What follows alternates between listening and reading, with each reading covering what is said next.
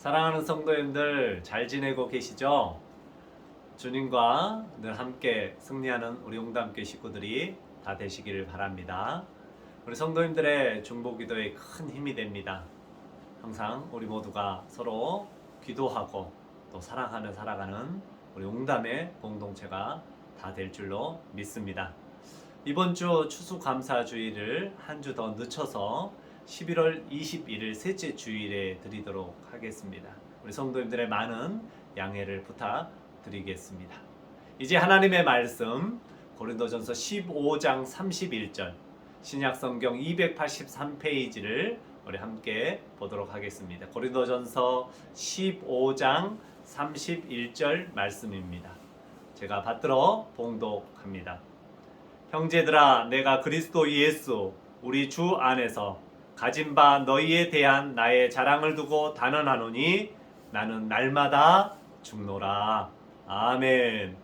오늘 하나님의 말씀의 제목은 죽고 또 죽어 다시 사는 신앙으로, 우리는 부활 신앙으로 날마다 우리는 주님 앞에 내려놓고 또 세상의 것도 내려놓고 우리 모든 것을 다 죽이고 우리의 혈기와 욕심과 우리의 생각도 다 죽이고 오직 하나님의 생각으로 다시 살아서 하나님께는 크게 영광이 되고 우리 모두에게는 축복이 되는 귀한 삶이 될 수 있기를 간절히 주의 이름으로 축원합니다.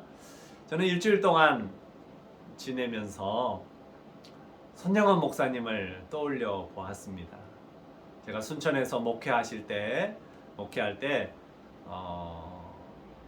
손영원 목사님에 대한 그 여수도 가보기도 하고 또 나 환자촌도 가고 또 제가 첫 교육 전도사로 있을 때 왕궁에 있는 소생교회에서 교육 전도사를 했는데 또 그곳에서도 또 설옥도를 다녀온 적도 있었습니다. 손영원 목사님, 손영원 목사님의 특별히 감사의 그 9가지 기도의 제목이 있는데요. 우리가 잘 알고 있듯이 손영원 목사님의 아버지는 장로님이셨습니다. 더 확실한 기독교 신앙의 집안에서 자라게 된 것이죠. 1938년 평양 장로신학대학교를 졸업한 후에 그는 나환 그런 환자촌의 요양원에 가서 교회에서 봉사를 하기 시작했습니다. 신사참배 강요에도 그는 굴복하지 않고 5년 동안 감옥살이를 했고요. 그는 많은 고통의 시간을 또 보내야만 했습니다. 1948년 손영원 목사님의 아들 동인이와 동신이가 있는데 요순 반란 사건 때 안재선에게 순교를 당하고 맙니다. 두 아들을 살해한 청년 안재선을 용서하고 그를 양자로 삼기로 하죠. 금쪽 같은 두 아들을 죽인 살인자를 용서하는 것도 힘든데 어떻게 아들의 살인자를 양자로 삼을 수 있었을까요? 일반 사람들의 생각으로 도저히 할 수 없는 그러한 일이었습니다. 두 아들을 죽인 원수를 용서하는 것도 모자라서 양자를 삼는 것. 전쟁 중에 그는 끝까지 한세인들과 함께 보호하고 그들을 치료하고 그들의 마음과 영혼을 위해 기도했던 목사님. 최후에 그는 그곳에서 마지막 길을 걸어가게 됩니다. 고통과 소외 속에 살아가는 한세인들의 가족처럼 돌보면서 헌신했던 손영원 목사님은 작은 예수님의 그런 종, 예수님의 제자가 아닌가 저는 그렇게 생각해 볼 수가 있습니다.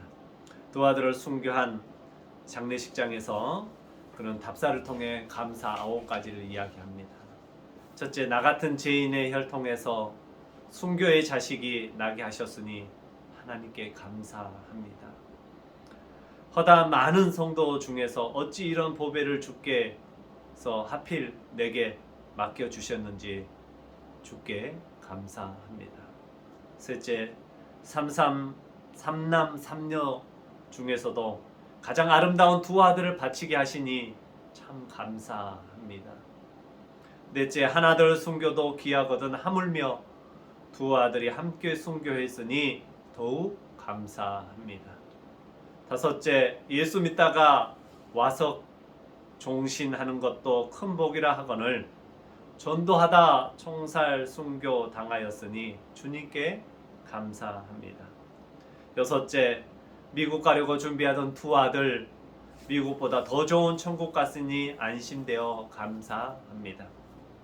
일곱째, 내 아들 죽인 원수를 회개시켜 아들 삼고자 하는 사랑의 마음 주심에 하나님께 감사합니다. 여덟째, 내 아들의 순교 열매로 무수한 천국의 아들들이 생길 것을 생각하니 이 또한 감사합니다.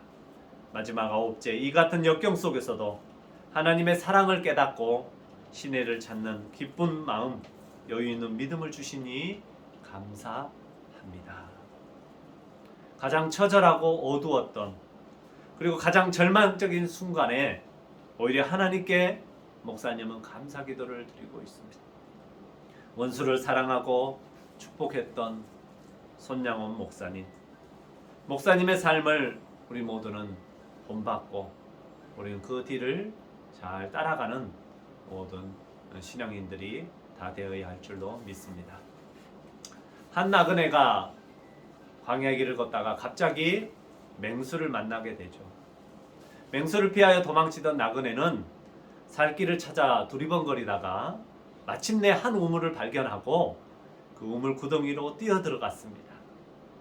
그가 살려고 우물 속에 뛰어 들어갔는데 그만 그 우물 속 밑바닥을 보았는데 글쎄 큰 용이 나그네를 삼키려고 입을 벌리고 있는 것이 아니겠습니까? 이 나그네는 질겁을 했습니다. 위를 쳐다보니 맹수가 자기를 집어삼키듯 노리고 있고 밑을 보니 큰 용이 입을 벌리고 있는데 아슬아슬한 그 죽음의 위기를 맞게 되었던 것입니다. 나그네가 이제 나는 죽었다라고 체념하는 순간 눈을 들어 옆을 보니까 마침 나무 한 그루가 있는데 그 가지가 우물에 있는 데까지 뻗어 있었습니다. 그래서 그 나그네는 나무 가지를 든든히 붙들었습니다. 그는 그 나무 가지를 의지하고 살아보려고 발버둥 쳤으나 힘은 자꾸만 빠져만 가는 것이었습니다. 그런데 그 순간 이상한 소리가 들렸습니다. 그것은 바로 쥐가 나무 밑동을 갉아먹는 소리였는데 흰 쥐와 검은 쥐 두 마리가 갉아먹고 있었습니다. 그는 나무 가지가 끊어지면 용의 밥이 된다고 생각하니 두려운 생각이 들었습니다. 쥐들이 나무 밑동을 갉아먹는 날 나는 떨어져 죽겠구나. 이런 아슬아슬한 위기 속에서 눈을 들고 나뭇잎을 봤더니 벌들이 날아와 꿀을 만들어 놓는 것이었습니다. 그 순간 그는 자신이 위기에 처한 것도 잊은 채 꿀을 혓바닥으로 핥아먹고 있었습니다. 흰 쥐와 거민 쥐는 계속해서 나무 밑동을 갉아먹고 있었고 이 나그네는 자기가 죽는다는 것을 알면서도 거기에 전혀 아랑곳하지 않고 단 꿀만 빨아먹고 있었던 것이었습니다. 톨스토이는 이런 말을 했습니다. 인생은 어리석은 것, 나도 어리석었지. 이 세상 향락에 취하고 이 세상 욕심에 취하고 죽음의 소리를 들으면서도 아무런 생각 없이 나는 지금껏 살아왔구나. 우리도 세상을 살다 보면 잘 살아보겠다고 열심히 살아갑니다. 그러나 분명한 사실은 우리의 삶과 죽음, 생로병사가 우리에게 있다라는 것입니다. 우리는 모두 다 죽음의 위협을 받고 있습니다. 날마다 흰지와 검은지가 마지막 의존하고 있는 이 생명의 줄기를 갉아먹듯이 흰지와 같은 밝은 낮과 검은지와 같은 캄캄한 밤이 내 생명을 갉아먹고 있습니다. 그럼에도 불구하고 우리들은 아무런 생각 없이 그날 무엇을 먹고 살까? 우리는 오늘 무엇을 하고 살까? 어떤 것을 하면 재미있을까? 어떤 것을 하면 더 나에게 복이 되고 위로가 될까? 여기에 도취해서 인생을 살다가 결국 끝내고 만다라는 사실입니다. 이것이 어떻게 보면 우리 인간의 참으로 어리석은 모습이 아닌지. 인생을 세 가지 지혜를 알아야 한다고 합니다. 첫 번째로는 종말이라는 게 있다라는 것입니다. 두 번째로는 내가 얼마나 살다가 또 언제 갈지 모르지만 그 연한이 분명히 있다라는 것입니다. 마지막으로는 우리 인간은 너무너무 연약한 존재라는 사실입니다. 우리는 날마다 죽는데 오늘을 살고 오늘을 죽습니다. 또 죽고 사는, 살고 죽는 게 반복되어지는 삶이 바로 우리의 삶인 것입니다. 이 세상에는 두 종류의 사람이 있다고 그러죠. 나는 날마다 살고 있더라고 생각하고 죽음으로 가는 사람이 있고, 나는 날마다 죽는다고 생각하고 영원히 사는 사람이 있습니다. 우리는 날마다 산다고 말하지만 어떤 의미에서 날마다 죽습니다. 그리고 그리스도인들은 이 죽음을 통과하여 새 생명을 얻는 놀라운 은혜를 잊게 되는 것입니다. 우리가 생명을 갖고 살기 시작한 순간부터 다시 우리는 죽음이 시작되기도 합니다. 그러므로 사는 것과 죽는 것은 분리할 수 없는 관계입니다. 우리가 날 때 내가 산다고 생각할 때는 살아가는 것처럼 보이지만 죽음에서 본다면 죽어가고 있는 것입니다. 살고 죽는 것이 어느 편에서 보느냐에 따라서 이렇게 달라지는 것입니다. 사랑하는 성도 여러분, 우리가 죽은 인생, 마지막 죽음으로 끝나는 인생이 아니라 예수 그리스도로 말미암아 새 생명을 얻는 놀라운 축복을 받아 누리는 저와 여러분이 다 되어야 할 줄로 믿습니다. 아멘. 우리는 살고 우리는 또 죽고 우리는 하루하루 또 죽음을 통해서 또 주님을 만나는 것입니다. 사도 바울은 본문에서 이렇게 말합니다. 형제들아, 내가 그리스도 예수 주 안에서 가진 바 너희에게 대한 나의 자랑을 두고 단언하노니 나는 날마다 죽노라. 2000년 역사 가운데 일반 사회 역사 속에서도 이런 위대한 말을 한 분은 오직 사도 바울 뿐입니다. 그래서 참 사도 바울은 위대한 종이고 존경받는 귀한 종입니다. 사도 바울은 이 말을 자기 사랑하는 형제들인 고린도 교회 성도들에게 하고 있습니다. 나의 자랑인 성도들이여, 내가 복음을 전해서 그들이 부활 생명을 얻고 그리스도 안에서 행복을 얻고 있는 형제들에게 말하노니 나는 날마다 죽노라. 사도 바울이 왜 이 말을 하고 있는 것일까요? 사도 바울은 날마다 죽음의 위기를 맞이하고 살고 있습니다. 그래서 나는 날마다 죽는다라고 말하고 있는 것이죠. 어떤 의미에서 사도 바울은 어느 한순간 살아남을 수 없는 그런 죽음의 위기를 통과하고 있는 것이었습니다. 그가 고린도후서 11장에 친히 자기의 모든 죽음의 위기를 이렇게 고백합니다.